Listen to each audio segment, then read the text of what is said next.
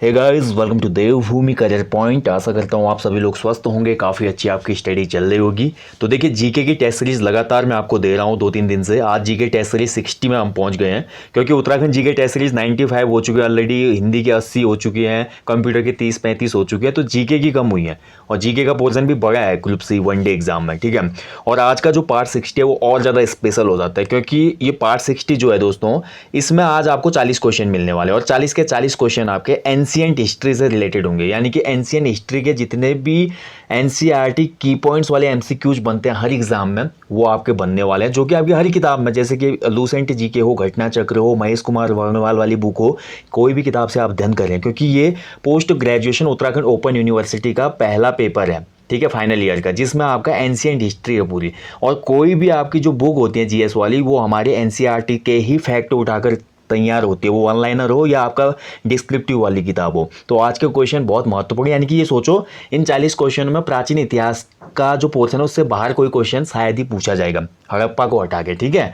तो चलिए शुरू करते हैं। बहुत महत्वपूर्ण क्वेश्चन है, बिल्कुल भी आपने स्किप नहीं करना है। एक एक प्रश्न महत्वपूर्ण है और हाई लेवल के क्वेश्चन भी आपको देखने को मिलेंगे। तो पहला क्वेश्चन है, देखिए, सिक्के के अध्ययन को क्या कहा जाता है? तो study of coins called is, ये बोला जाता है दोस्तों, न्यूमेस्टिक्स, ठीक है। ऑप्शन सी इसमें सही आंसर हो जाएगा, न्यूमेस्टिक्स। चलिए अगले क्वेश्चन की तरफ बढ़ते हैं। संगम ग्रंथों में उल्लेखित मुरुगन किस देवता से साम्य रखता है या संबंध रखता है? तो मुरुगन जो देवता है वो साउथ इंडिया में बहुत ज़्यादा फेमस है, आपने साउथ की मूवीज़ में भी देखा होगा, मुरुगन नाम लिया जाता है, ठीक है। और स्पेशली जो मुरुगन देवता है भगवान कार्तिकेय को समर्पित है। भगवान कार्तिकेय शिव के पुत्र हैं जो। अब कार्तिकेय ऑप्शन में है नहीं, तो कार्तिकेय या स्कंद, यानी कि ऑप्शन सी इसका सही आंसर हो जाएगा। स्कंद या कार्तिकेय से रिलेट करते हैं हमारे मुरुगन, ऑप्शन सी, ठीक है। चलिए अगले क्वेश्चन की तरफ बढ़ते हैं। निम्न में से कौन सा जनपद राजस्थान में स्थित था? तो आपको पता है 16 महाजनपद थे, उनमें से इनमें से नियर बाई राजस्थान कौन था? तो जयपुर के आसपास इनमें से एक महाजनपद था और इसका नाम था मत्स्य। ऑप्शन 20 में सही आंसर हो जाएगा, मत्स्य, ठीक है।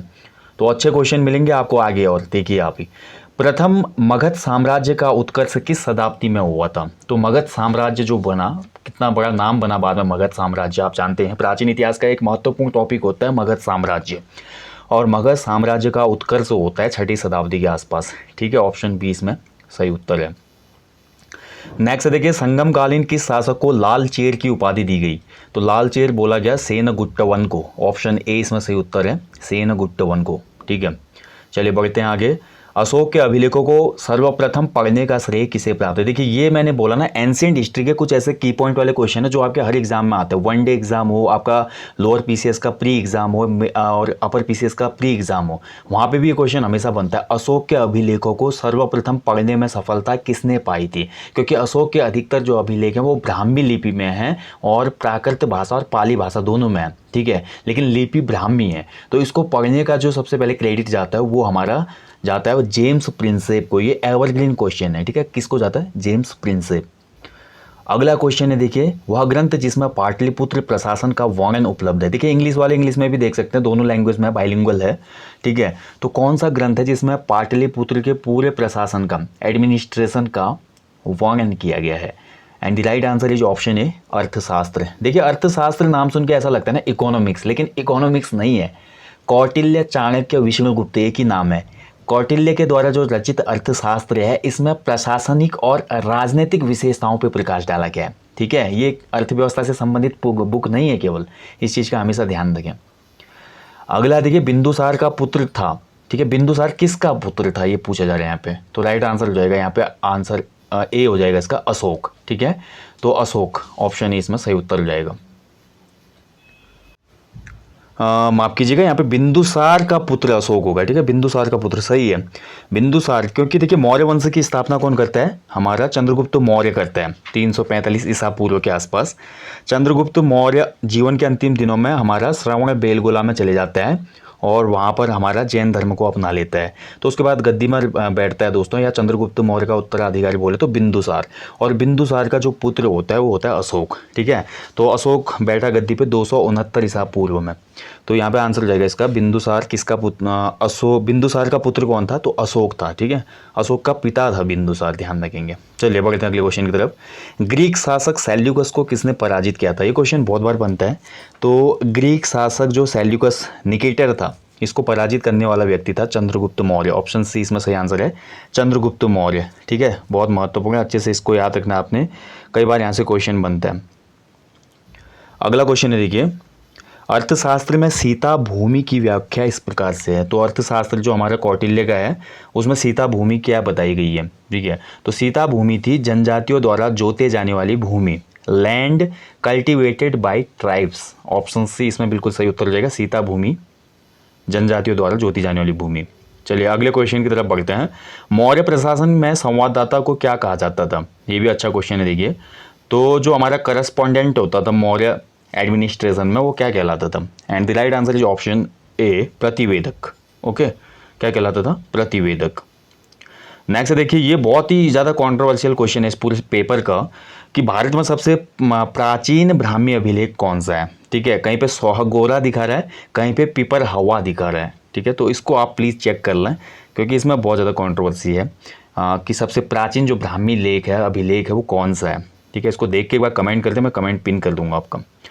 अगला क्वेश्चन है, देखिए the last Maurya ruler was. तो लास्ट जो अंतिम मौर्य शासक था कौन था। तो बहुत अच्छा क्वेश्चन है, भी यहाँ से भी हमेशा क्वेश्चन बनता है। तो अंतिम मौर्य शासक था भाई वृहद्रथ। ऑप्शन डी इसका राइट आंसर हो जाएगा, बृहद्रथ। ठीक है, द्रथ होगा, वृहद्रथ। तो अंतिम मौर्य साम्राज्य जो सम्राट था वृहद्रथ, इसकी हत्या दोस्तों कौन कर देता है, इसका सेनापति होता है पुष्यमित्र शुंग। और इसके बाद मौर्य वंश के बाद हमारा ब्राह्मण साम्राज्य की शुरुआत होती है, जिसको हम शुंग वंश के नाम से जानते हैं। ठीक है, चलिए अगले क्वेश्चन की तरफ बढ़ते हैं। मौर्य शासन के बारे में गलत तथ्य कौन सा है। ये बहुत अच्छा क्वेश्चन है। देखिए इसी टाइप के क्वेश्चन बनते हैं lower PCS pre, upper PCS pre में, कि इनमें से कौन सा स्टेटमेंट गलत है अबाउट मौर्य, जो उसमें डायनेस्टी चल रही थी उसके बारे में। ठीक है, और रूल भी बोल सकते हैं।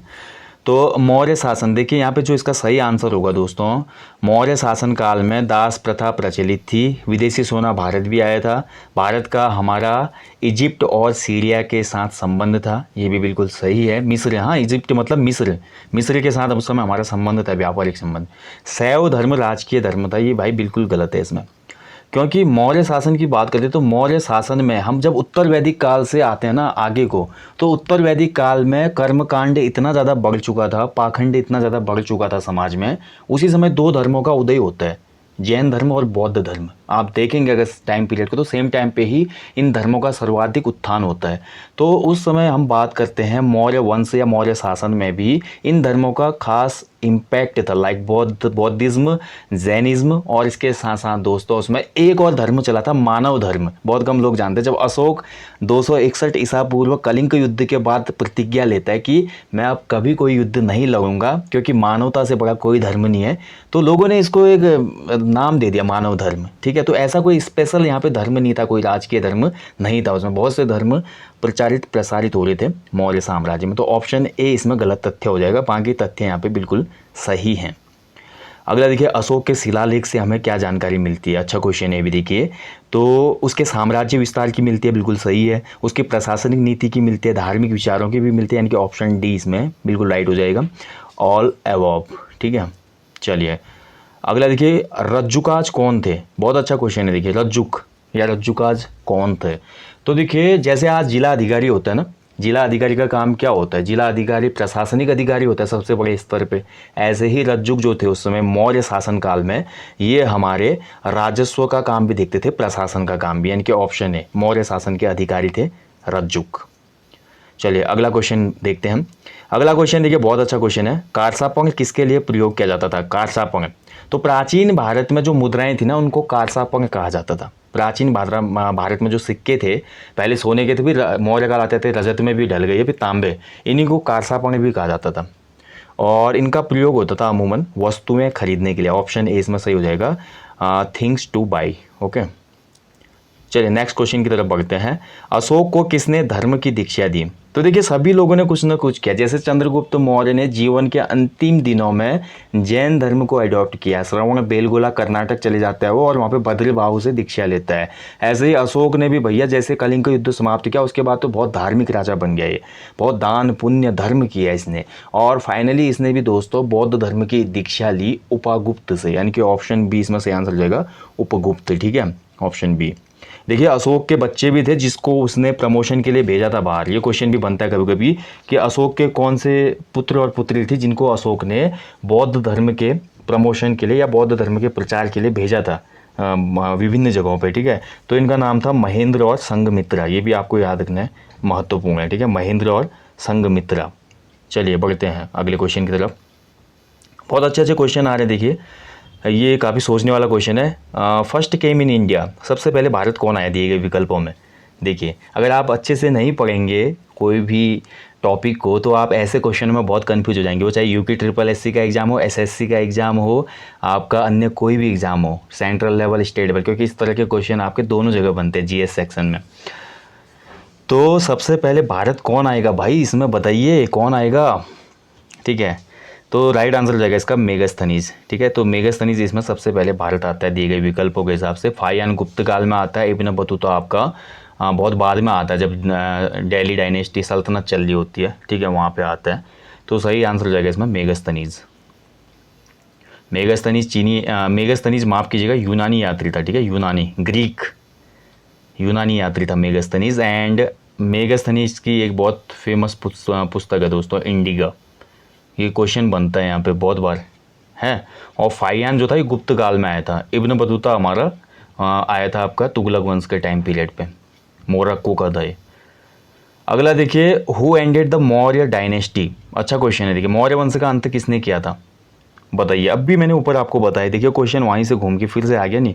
तो मौर्य साम्राज्य का अंतिम शासक कौन था भाई, वृहद्रथ था। कौन था, वृहद्रथ। तो वृहद्रथ की हत्या किसने की, सी के सेनापति पुष्यमित्र शुंग ने की। तो उसके बाद ब्राह्मण वंश की शुरुआत होती है। तो कौन आएगा भाई, शुंग वंश आएगा, ठीक है, ऑप्शन है। अगला देखिए, किस ग्रंथ से पता चलता है कि अशोक कश्मीर का संस्थापक था। तो यानी कि कश्मीर में भी अशोक का आधिपत्य था। कश्मीर राज्य जो उस समय रहा होगा जब अशोक गद्दी पे बैठा मौर्य वंश के टाइम पीरियड पे, तो अशोक का वर्चस्व कश्मीर तक भी था। ये कौन सी पुस्तक हमें बताती है, तो इसका राइट आंसर है ऑप्शन डी, राजतरंगिणी, ठीक है। और ध्यान रखेंगे अशोक का एक शिलालेख हमारे उत्तराखंड में भी मिलता है। अशोक का कलिंग विजय का शिलालेख कहाँ पे मिलता है, वो हमारे उत्तराखंड में मिलता है, ठीक है। ये बहुत महत्वपूर्ण है, याद रखिएगा। चलिए अगले क्वेश्चन की तरफ बढ़ते हैं। अगला क्वेश्चन देखिए, अशोक ने किस अभिलेख में कहा था कि सभी मनुष्य मेरी संतान हैं। देखिए बहुत अच्छा क्वेश्चन बन गया ये भी। तो अशोक के देखिए 14 शिलालेख हैं मुख्यतः देखा जाए तो, ठीक है। जैसे पहला शिलालेख है, पहले शिलालेख में पशु बलि की निंदा की गई है, यानी कि पशु बलि अपराध है, इस तरह की बातें की गई हैं। ऐसे दूसरे शिलालेख की बात करते हैं तो इसमें मनुष्य और पशु दोनों के इलाज के बारे में बोला गया, यानी कि चिकित्सा का उल्लेख किया गया है, ठीक है। तो ऐसे अलग अलग शिलालेख है। और यहाँ पे जो हमारा 5वां शिलालेख है, इस 5वें शिलालेख में अशोक ने बोला भैया कि सभी मनुष्य मेरी संतान हैं। यानी कि एक हिसाब से बोला जाए कि मानवता का जो धर्म था कहीं ना कहीं अशोक के दिल में बहुत बड़ा घर कर चुका था। तो इस तरह के उसने अभिलेखों को जगह जगह पे बनवाया था उसमें। नेक्स्ट क्वेश्चन की तरफ बढ़ते हैं। देखिए, चंद्रगुप्त मौर्य की सैंड्रोकोट्स के रूप में पहचान किसने की थी। तो चंद्रगुप्त मौर्य को सैंड्रोकोट्स किसने कहा, ये बहुत अच्छा क्वेश्चन है, ये बहुत बार बना है, ठीक है। कहीं देखिए किताबों में देखिए गलती भी है, कहीं पे जस्टिन भी दिया हुआ है, इस चीज़ का ध्यान रखें। जस्टिन ने भाई चंद्रगुप्त मौर्य को सैंड्रोकोट्स बोला, लेकिन जस्टिन तो यहाँ पे ऑप्शन में है ही नहीं। स्मिथ है, जेम्स प्रिंसेप है, विलियम जोन्स है, जॉन फिलिप है। तो जस्टिन के द्वारा चंद्रगुप्त मौर्य को सैंड्रोकोट्स कहने की जो पुष्टि की या पहचान की, वो विलियम जोन्स ने की है, यानी कि आंसर हो जाएगा option C, William Jones. Okay, चलिए बढ़ते हैं अगले क्वेश्चन की तरफ। अगला क्वेश्चन बोलता है, वह मौर्य राजा जो अमित्रघात के नाम से जाना जाता था। ये भी बहुत अच्छा क्वेश्चन है, देखिए अमित्रघात। तो अमित्रघात के नाम से जाना जाता था बिंदुसार, जो कि चंद्रगुप्त मौर्य का पुत्र था। अमित्रघात का मतलब क्या होता है भाई, तो अमित्रघात का मतलब होता है शत्रुओं का विनाश करने वाला, या शत्रु विनाशक इसको हम बोल सकते हैं। नेक्स्ट क्वेश्चन है, देखिए अशोक के किस शिलालेख में उसकी कलिंग विजय का उल्लेख मिलता है। देखिए मैंने अभी बोला आपको कि जो अशोक का शिलालेख है हमारा 13वां शिलालेख, तो इसी 13वें शिलालेख में कलिंग विजय का उल्लेख भी मिलता है। और इसी शिलालेख में अशोक के हृदय परिवर्तन की बात भी बोली गई है। कभी क्वेश्चन ये भी बन सकता है कि किस शिलालेख में अशोक के हृदय परिवर्तन की बात हुई है, तो वो भी हमारा 13वां शिलालेख है। संस्कृत का प्राचीनतम अभिलेख कौन सा है। देखिए बहुत अच्छा क्वेश्चन है। तो संस्कृति का जो हमारा सबसे प्राचीन अभिलेख है तो दोस्तों वो हमारा गिरनार अभिलेख है, जूनागढ़ वाला, रुद्रदामन का। तो गिरनार में स्थित है, तो ऑप्शन बी हो जाएगा इसमें, ठीक है। संस्कृत का प्राचीनतम अभिलेख गिरनार अभिलेख। भागवत धर्म का पहला अभिलेखीय साक्ष्य कहाँ पे मिलता है? ये बहुत अच्छा क्वेश्चन है। तो भागवत धर्म का पहला अभिलेखीय साक्ष्य मिलता है नानाघाट गुफा अभिलेख से। ऑप्शन सी इसमें सही उत्तर हो जाएगा, नानाघाट गुफा अभिलेख। किसने भारत में सर्वप्रथम सोने के सिक्के चलाए थे? ये बहुत अच्छा क्वेश्चन है। देखिए इसमें बहुत कन्फ्यूजन रहता है। यहाँ पे क्वेश्चन क्या पूछा जा रहा है कि किसने भारत में सर्वप्रथम स्वर्ण सिक्के चलवाए थे, किसने सबसे पहले, फर्स्ट। तो इसमें हमेशा आंसर होगा आपका हिंद यवन शासक, यानी कि जो इंडो ग्रीक हमारे शासक थे उन्होंने सबसे पहले सोने के सिक्के चलाए थे। ठीक है, लेकिन यहीं पे अगर क्वेश्चन ये बन जाता है कि भारत में सर्वाधिक सोने के सिक्के किसने चलाए, पहले की जगह सर्वाधिक हो जाए क्वेश्चन में, तो फिर आपका आंसर हो जाएगा कुषाण। तो कुषाणों के टाइम पे सर्वाधिक सोने के सिक्के प्रचलन में थे भाई, याद रखना है आपने। ठीक है, क्वेश्चनों को समझना भी, कई बार हम रट देते हैं क्वेश्चन को और वही माइंड में रह जाता है जिससे गलती हो जाती है। अगला देखिए, सातवाहन काल का सर्वश्रेष्ठ शासक कौन था? बहुत अच्छा क्वेश्चन है। देखिए सातवाहन वंश की स्थापना की थी सिमुक ने।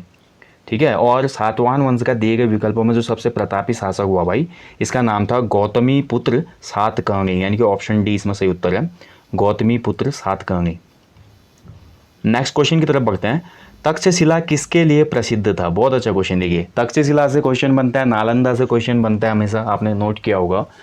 और यहाँ पे तक्षशिला के बारे में पूछा गया, तो दिए गए विकल्पों के हिसाब से देखा जाए तो ऑप्शन डी हो जाएगा। ठीक है, सभी के लिए। देखिए तक्षशिला विश्वविद्यालय अगर क्वेश्चन में होता तो तब केवल आपका आंसर विद्या और अध्ययन के लिए होता, लेकिन जो तक्षशिला प्लेस था ना, वर्तमान में पाकिस्तान में, ठीक है, तक्षशिला, तो तक्षशिला जो प्लेस था दोस्तों, यह तक्षशिला उस समय विद्या और अध्ययन का भी प्रमुख केंद्र था, वाणिज्य और व्यापार का भी एक प्रमुख केंद्र था, और कला एवं शिल्प के लिए भी प्रसिद्ध था। यानी कि उपयुक्त सभी इसमें सही उत्तर हो जाएंगे। ठीक है, मुख्यतः देखिए अगर क्वेश्चन में बनता कि तक्षशिला मुख्यतः किसके लिए प्रसिद्ध था, तो मुख्यतः होता तो फिर हमारा आंसर हो जाता भैया विद्या और अध्ययन के लिए। ठीक है, चलिए अगले क्वेश्चन की तरफ बढ़ते हैं। गांधार कला को क्या कहा जाता है? गांधार कला का अन्य नाम क्या है? तो भाई इसका राइट आंसर हो जाएगा, देखिए हिंद यूनानी कला भी इसको कहा जाता है, यानी कि ऑप्शन है इंडो ग्रीक कला। हिंद यूनानी कला है, मिक्स कला है गांधार कला। अगला देखिए, कुषाण मूलतः कहाँ के निवासी थे? ये भी बहुत अच्छा क्वेश्चन है, कई बार बनता है। ठीक है, कुषाण वंश आपका बहुत महत्वपूर्ण है। कई बार हम कुषाण वंश को अच्छे से स्टडी करते नहीं और कुषाण वंश से आए हुए क्वेश्चन हमारे गलत हो जाते हैं। ओके, तो कुषाणों की अगर बात करते हैं दोस्तों, तो मूलतः ये आए थे कहाँ से? मध्य एशिया से, सेंट्रल एशिया। ऑप्शन सी इसमें सही आंसर हो जाएगा, सेंट्रल एशिया। और कभी कभी आपका क्वेश्चन ये भी बनता है कुषाणों से कि सबसे प्रतापी कुषाण शासक था वो कौन था? ठीक है, तो सबसे प्रतापी कुषाण शासक का नाम था कनिष्क। ये भी याद रखना आपने, कनिष्क कुषाण वंश का था भाई। ठीक है, तो सबसे प्रतापी शासक था ये। और कनिष्क बौद्ध धर्म के महायान संप्रदाय का अनुयायी था। कभी कभी क्वेश्चन भी बनता है, इसने भी हमारे बौद्ध धर्म को अपनाया था और महायान संप्रदाय का अनुयायी था। ठीक है, ध्यान रखेंगे। और बौद्ध धर्म की चौथी बौद्ध संकीर्ति किसके टाइम पे होती है? कनिष्क के शासनकाल में, कुंडलवन में होते हैं, ध्यान रखेंगे। ठीक है, ये भी कभी कभी क्वेश्चन बन जाता है। और कनिष्क ने दोस्तों एक शक संवत चलाया था 78 ईसा पूर्व में, ये बहुत महत्वपूर्ण है। शक संवत किसने चलाया था? तो ये कनिष्क ने चलाया था। और रेशम वाला जो सिल्क रूट की बात करते हैं ना हम, जो या रेशम बनाने की तकनीक का आविष्कार सबसे पहले चाइना में हुआ था, उसको भारत तक पहुंचाने का भी जो सिल्क रूट बनाया था वो हमारे कनिष्क के ही टाइम पीरियड पे हुआ था। और कनिष्क के टाइम पीरियड की अन्य बात बहुत है, मतलब पॉइंट तो बहुत बनते हैं, अगर अभी बात करें तो बहुत लंबा सेशन हो जाएगा। ठीक है, तो कुषाण मूलतः कहाँ के थे? मध्य एशिया के, सेंट्रल एशिया। अगला देखिए, हाथी गुम्फा अभिलेख में किसकी उपलब्धियों का विवरण है? बहुत अच्छा क्वेश्चन है। ठीक है, तो हाथी गुम्फा अभिलेख में मिलता है हमको खारवेल की उपलब्धियों का वर्णन। ऑप्शन ए इसका सही आंसर हो जाएगा। ठीक है, खारवेल बहुत बार पूछा जाता है हाथी गुम्फा अभिलेख वाला क्वेश्चन। तो अगला क्वेश्चन है, देखिए किस शासक को 2 अश्वमेध यज्ञ करने वाला माना जाता है? तो अश्वमेध यज्ञ क्या होता है तो आप जानते होंगे, नहीं जानते मैं आपको थोड़ा बता दूं। देखिए जब कोई शासक ना ऐसे पूरे एंटायर एरिया में उसको हराने वाला कोई भी शासक नहीं होता था, तो वो एक यज्ञ करता था और एक घोड़े को छोड़ दिया जाता था। अगर किसी ने भी उस घोड़े को रोक लिया तो ये माना जाता था कि शासक को उससे युद्ध करना पड़ेगा, और उन्होंने अभी तक भी उसकी गुलामी स्वीकार नहीं की है। अगर घोड़ा पूरे राज्य में घूमते हुए, जितना भी एंटायर एरिया वहाँ घूमते हुए वापस सही पहुँच गया, किसी ने भी नहीं रोका, तो इससे ये माना जाता था कि वो पूरे एंटायर एरिया का जो अपना एरिया या देश का पूरा विजेता है, ऐसा माना जाता था। तो इस टाइप का होता था अश्वमेध यज्ञ। ठीक है, तो इस अश्वमेध यज्ञ को 2 बार इनमें से किन व्यक्तियों ने करवाया था? यहाँ पे जो ऑप्शन बने हैं, तो इसका राइट आंसर हो जाएगा ऑप्शन ए, पुष्यमित्र शुंग, जो कि हमारा शुंग वंश का संस्थापक भी था। इसने 2 बार अश्वमेध यज्ञ करवाए थे। ठीक है, अगला देखिए अश्वघोष ने रचना की थी। अश्वघोष देखिए बहुत ही महत्वपूर्ण है। तो कनिष्क के राजकवि थे, ठीक है, अश्वघोष। अभी हमने कनिष्क की बात की ना ऊपर, तो कनिष्क का ही राजकवि था अश्वघोष। और इन्होंने बौद्ध का रामायण, बौद्धों का रामायण भी कह सकते हैं इसको, तो बौद्धों का रामायण था बुद्ध चरित, इसकी रचना की थी। ठीक है, अश्वघोष ने किसकी रचना की? बुद्ध चरित की। अगला देखिए मौर्यों के बाद दक्षिण में सबसे प्रभावशाली राज्य कौन सा था? ये भी बहुत अच्छा क्वेश्चन है। तो मौर्यों के जस्ट बाद अगर हम देखते हैं तो दक्षिण में उस समय सबसे जो प्रभावशाली राज्य था दोस्तों, ठीक है, ये हमारा था सातवाहन वंश। ऑप्शन ए इसका सही आंसर है, सातवाहन। स्थापना किसने की? अभी मैं बता चुका हूँ, सातवाहन वंश की स्थापना की सिमुक ने। अगला देखिए चीनी यात्री जिसने गुप्त काल में भारत की दशा का वर्णन किया है। ये भी बहुत अच्छा क्वेश्चन है। तो गुप्त काल की बात हो रही है और चीनी यात्री की बात हो रही है और भारत की दशा का वर्णन कर रहा है वही आदमी जो घूमेगा हर जगह और भारत में बहुत टाइम बिताया भैया, फाहियान ने। ठीक है, तो गुप्त काल में आया था फाहियान और यहाँ के प्रशासनिक दशा का भी वर्णन किया इसने। ऑप्शन बी इसका सही आंसर है। ठीक है, फाहियान हो गया, इत्सिंग हो गया, दोनों गुप्त काल में ही आए थे। जबकि वेनसांग की बात करते तो वेनसांग हर्षवर्धन के टाइम पीरियड पे आया था। अगला क्वेश्चन है देखिए हिंदू देवी देवताओं को समर्पित सबसे प्राचीन मंदिर किस काल के हैं? अच्छा क्वेश्चन है देखिए ये भी। अगर यहाँ पे हम देखते हैं दोस्तों, सबसे जो प्राचीन मंदिर है हिंदू देवी देवताओं को समर्पित और उत्कृष्ट मंदिर है वो किस काल के हो जाएंगे? तो इसका सही आंसर हो जाएगा हमारा गुप्त काल। ओके, क्योंकि बाकी डायनेस्टी हम देखते हैं, वैसे शुंग काल में भी हम देखते हैं कि ब्राह्मण वंश था, लेकिन ब्राह्मण वंश होने के बावजूद जैसे पुष्यमित्र शुंग की हम बात करते हैं तो इसने 2 बार अश्वमेध यज्ञ किया था। मतलब अपनी जीत पर ही जो यज्ञ होता था राजा का जश्न मनाने वाला, वो यज्ञ इसने किया। पतंजलि ने उसमें अश्वमेध यज्ञ करवाया गया बोला। और स्तूप वगैरह का निर्माण भी इन्होंने करवाया था। मंदिरों का उतना यहाँ पे विकास नहीं होता। ठीक है, मंदिरों का जो सबसे ज़्यादा विकास होता है वो हमारा गुप्त काल में ही होता है। इसलिए गुप्त काल को स्थापत्य कला का स्वर्ण काल भी तो कहते हैं। तो ये थोड़ा आपको यहाँ पे सोचना पड़ेगा। जब भी क्वेश्चन आप देते हैं तो इसको आप थोड़ा लॉजिकली भी सोचिए कि कैसे कनेक्ट हो सकता है ये, किस वंश से या किस आंसर से। इससे आप बहुत जल्दी आंसर पिक कर लेंगे और सही भी होगा वो।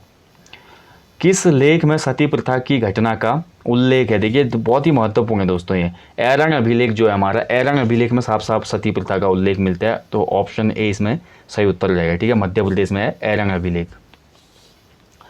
लास्ट क्वेश्चन है भैया, देख लो अच्छे से। तो गुप्त काल से संबंधित स्वर्ण मुद्राओं को किस नाम से जाना जाता था? ये भी अच्छा क्वेश्चन है। तो गुप्त डायनेस्टी जब हमारी चल रही थी भैया, या गुप्त पीरियड जो चल रहा था उस समय सोने के सिक्कों को, स्वर्ण मुद्राओं को किस नाम से जाना जाता था? तो अभी मैंने बोला जो प्राचीन मुद्राएं थी भारत की वो तो कहलाती थी कारछा पौनी। लेकिन गुप्त काल आते आते, क्योंकि हम ईसा के बाद आ गए हैं, अब ईसा पूर्व नहीं है, गुप्त काल जो है ईसा के बाद आता है, तो यहाँ पर अब सिक्कों को बोले जाने लगा सोने के, केवल जो शुद्ध सोने के ढले हुए सिक्के थे इनको बोला जाने लगा दिनार। ऑप्शन डी इसमें से उत्तर हो जाएगा, दिनार। ठीक है, तो दोस्तों ये था आज जीके टेस्ट सीरीज पार्ट 60। देखिए हमने प्राचीन भारत के अति महत्वपूर्ण एमसीक्यूज को हल किया है। और देखिए आगामी जो भी आपके एग्ज़ाम होंगे मैं पूरा आपसे यहाँ पे गारंटीड बोल सकता हूँ कि यहाँ से 1-2 क्वेश्चन आपको ज़रूर देखने को मिलेंगे। ये इतने महत्वपूर्ण क्वेश्चन है। ठीक है, तो आगे भी सीरीज़ को ऐसे कंटिन्यू रखेंगे जीएस वाली, और बाकी जो हमारे अन्य सीरीज चल रहे हैं, परीक्षा वाले महाकुंभ वगैरह, उनको भी आप फॉलो कीजिएगा। So guys thank you for watching. जल्दी मिलेंगे, अपना ध्यान रखें दोस्तों। और साथ ही जो हमारे 50 प्रैक्टिस सेट चल रहे हैं एप्लीकेशन के स्टोर पे, तो उसको ज़रूर ज्वाइन कीजिएगा भाई, जिनका भी एग्ज़ाम है सचिवालय रक्षक का। इसके साथ साथ हमारा जिनका कनिष्ठ सहायक का एग्ज़ाम होगा, वीडियो पटवारी लेखपाल, टेस्ट सीरीज बहुत महत्वपूर्ण है भाई, उनको उसको फॉलो कर लो आप। बाकी मैं हमेशा कुछ आपको कभी मैं नहीं बोलता कि ये लो वो लो, आप टेस्ट सीरीज जरूर दो लेकिन एग्ज़ाम से पहले। ठीक है, चलो जल्दी मिलेंगे दोस्तों, अच्छे से मेहनत करो और डबल मेहनत करो। थैंक यू फॉर वॉचिंग, अपना ध्यान रखें। जय हिंद, जय उत्तराखंड।